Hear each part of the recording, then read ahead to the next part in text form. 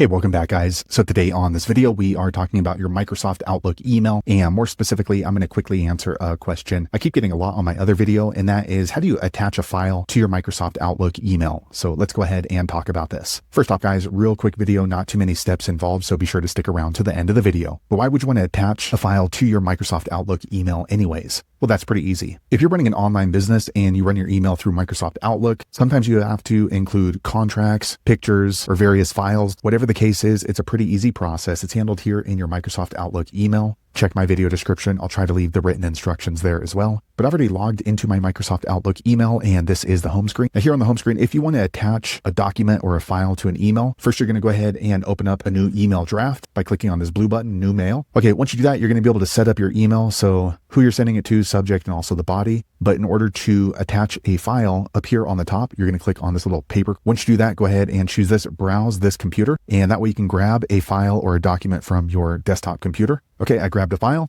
and as you can see, it was an image, so it uploaded right here. So now when I send this email with my Microsoft Outlook email, the receiving end is going to receive this file attachment, which is a picture. So there you have it, guys. If you're wondering how to attach a file or a document to your Microsoft Outlook email, that's the easiest way I know how to do it. If you know an easier way, be sure to leave a comment below. Let the rest of us know how you did it. Hopefully you found that video useful. If so, click thumbs up or maybe consider subscribing to my channel, and I hope to see you on the next video. Thanks again for watching.